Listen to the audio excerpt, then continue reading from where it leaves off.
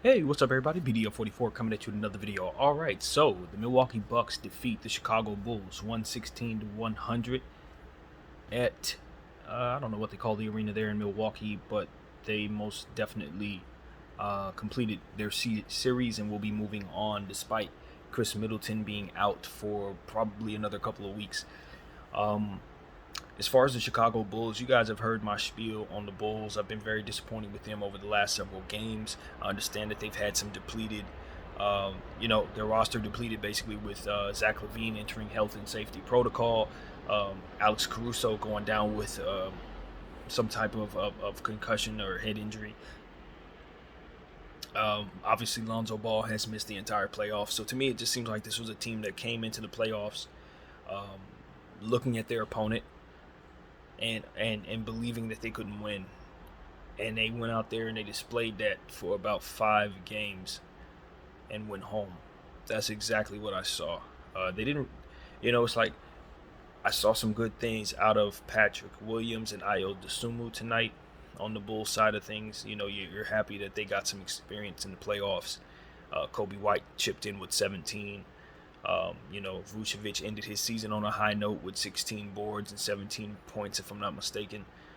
But it's like they knew they were going up against the champs. They understood that the champs were going to move on, so they didn't really give it their all. That's what I took it. I mean, DeMar DeRozan was neutralized defensively.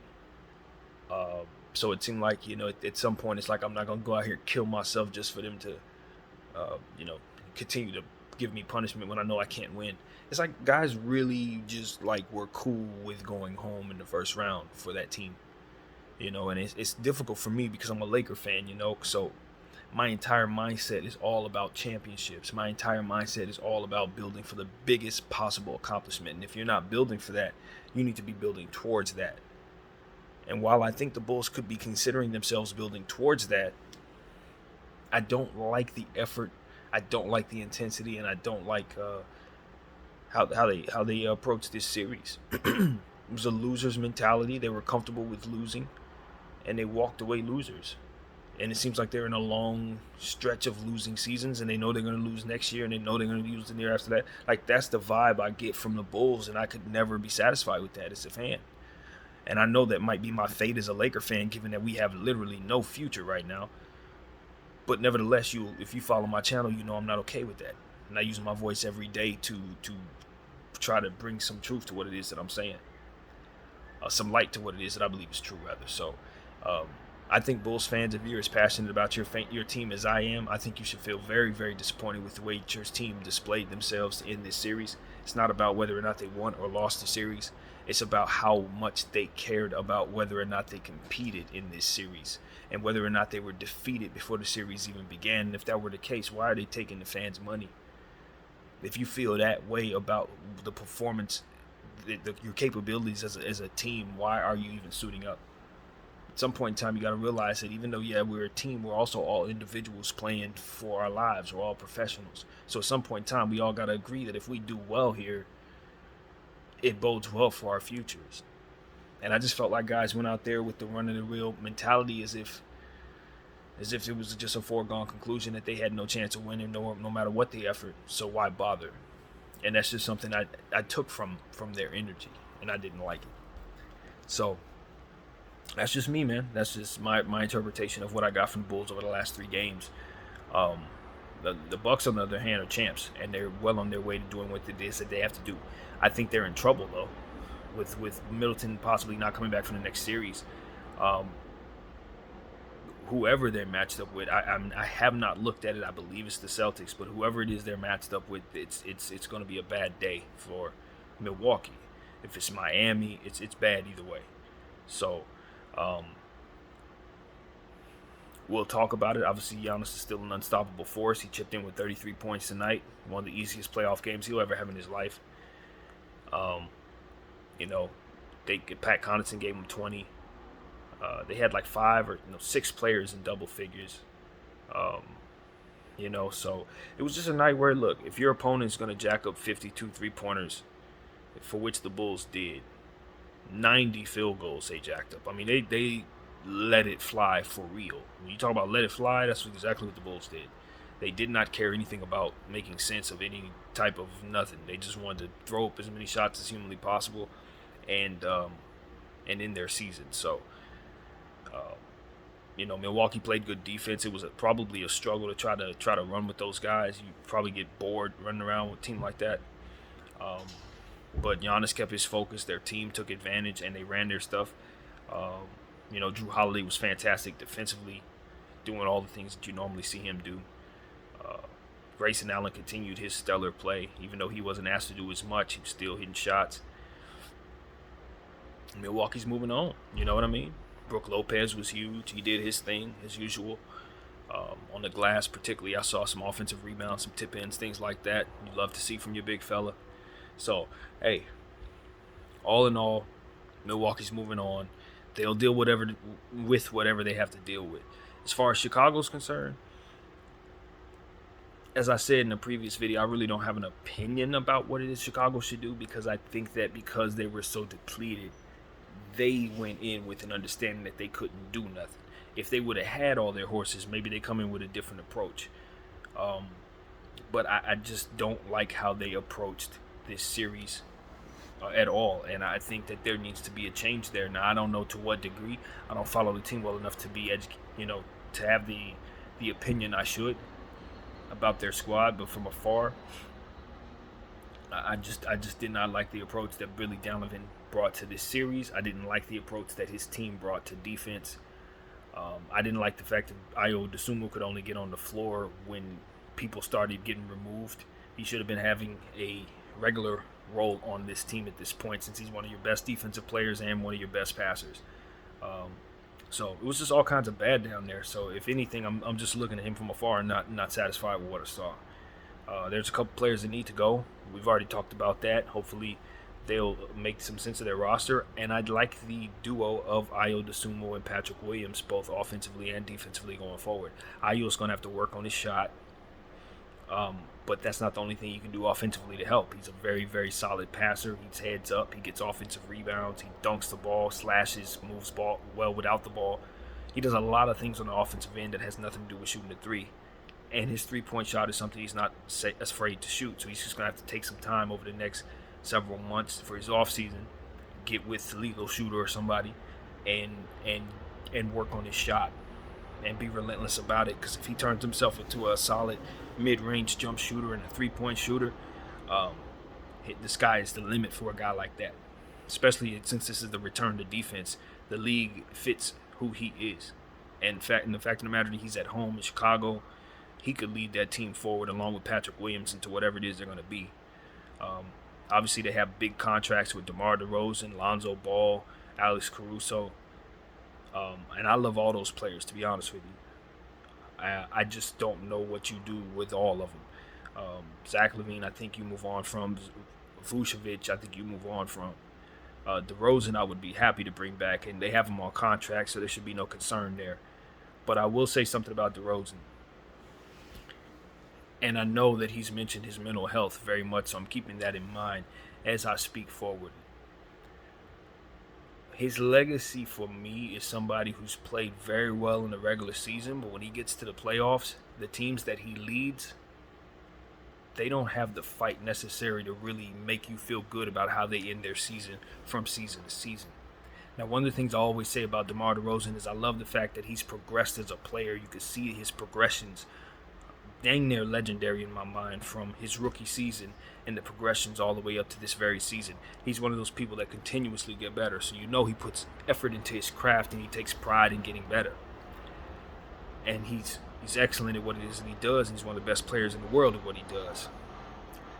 But I think he's going to have to dig deep in his heart and figure out why his teams that he leads, crumbles in the way that they do. Because it's something that happens very often with him. We talked about the Toronto Raptors teams that he used to lead back in the day. As soon as they run into LeBron James, it was like they lost all confidence. They turned into the baby dinosaurs, the Barneys. Those were his teams. And he was supposed to be the guy that led them wherever they went. And when he ran into that man, you could just pencil it in, bet the farm, It wasn't going to work out. Now, I don't remember what his performances was, so I'm not talking about his numbers. For all I know, they could have been solid. I don't have them in mind, but I just remember how the team performed and how I walked away from those series, multiple seasons of this, feeling the same way. And nobody really talked about it because, as we say on this camera, not everybody gets treated the same. If he was playing for the Lakers, he'd had his blooper reel. They would have been talking about him every day. If he played for the Nets, you wouldn't hear the end of it. But what I'm saying is he played for the Raptors. And they talked about it occasionally, but nothing too serious. But it's a fact. Talk about James Harden disappearing. Now they're starting to talk about Kyrie Irving. Hasn't done nothing since the shot back at Cleveland. They talk about, different players. Paul George disappear. DeMar DeRozan has slid in that conversation. His teams crumble like this Bulls team did this playoffs. That's how they usually fizzle out. And it's usually against the king. This time it's against Giannis.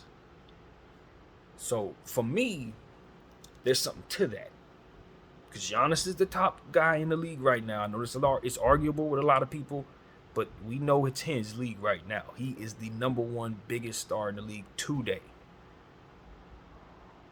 And when Bron was running into Toronto, mowing him down, Bron was the number one guy that year. I know guys know who they are, right? But even when you go up against a guy greater than you, you should still be able to be your best self against them. And maybe they make a mistake. Maybe they have a Dallas series like Bron had that one year, and Dirk got a championship because he didn't take his foot off the gas. Maybe something good happens. Somebody rolls an ankle and good things can happen. But what you can't do is have a defeatist attitude before the playoff series even begins. Bring that attitude to the series, fall apart, lose, walk away, and just come back and be fine because you got a little better the next year. That's not the type of player that's going to win you no championship. That's not the type of person you give big money to. I don't care how they play during the regular season. When it matters most, they go ghosts. And I'm afraid DeMar DeRozan is one of those players. Hurts my heart to say it. LA dude, I respect him. One of my favorite players. But this happens a lot. And it ain't just them losing. It's them crumbling. It's how they lose that stands out in my mind. Maybe Toronto fans have a different opinion. Maybe y'all have details, things happen. Maybe there's a perfect explanation for this. But we talk about Doc Rivers blowing 3-1 leads. We talk about Harden. We talk about all these people. KD's getting shut down. I don't think anybody's going to mention anything about this Bulls team because of who they played. But if this Milwaukee team fizzles out in the second round, like I believe they may, because of this Middleton injury and because that bench isn't as strong as they have looked these first couple games against this bad Bulls team. If that Milwaukee team is as vulnerable as I know they are, even though it don't look that way, that only further fuels my argument that this is one of the more disappointing teams of the playoffs. They're down there with the Lakers, but even though the Lakers will make it. The Nets, the Bulls down there too. Because even though these are the champs, these were the champs that they could have competed with. They could have competed with this team. When Middleton went down, there were things they could have did with their roster that could have put them in a position to at least look better than they did these last 3 games, to at least put forth an effort around the perimeter that wouldn't allow the person that hurt Alex Caruso to be the hero twice in a row in their house. Getting blown out by 30 points in a row. 30 points twice in a row and then going on the road on the 5th game and getting blown out there too. I mean, that's absolutely unacceptable. And DeMar DeRozan was the MVP of that team. He was the guy that everybody would have praised if they would have went and got the championship. Let's just be real. He's the guy getting 50. He's the guy getting 40. He's the guy. 11 tonight. When the season's on the line, it's 11 points. Nope. This is the night you get 50. This is the night. But see, what I know is this Bulls team probably had they Cancun plans already set, they tickets already purchased, bags already packed. That's why I don't appreciate the effort. Because I know I've watched many basketball seasons. They had mailed it in. And they ain't the only team, but their effort was the one that was the most glaring to me. So, just had to throw that out there, man. DeMar DeRozan, if he wants to shake that off, he better start winning. He better dig deep, figure out why it is that he crumbles against the best player when it matters most. That's bottom line. Because ain't nobody else gonna bring that to you guys. I hate that I have to be, but I've been thinking this for years, and here we are again. So I'm just blowing that out there, man. 11 points for the season. Nope. But overall, it wasn't just him. It was a lot of players. Everybody on that Bulls team has to be accountable for everything that happened to them. Not only how they looked, but just overall how they performed when Grayson Allen did what it is that he did at their house. And I won't forget it. We'll be talking about in the offseason. You know, I'm pretty sure there'll be some free agent moves and trades and things like that.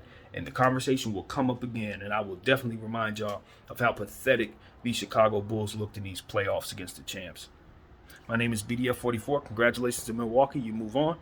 And I'm out.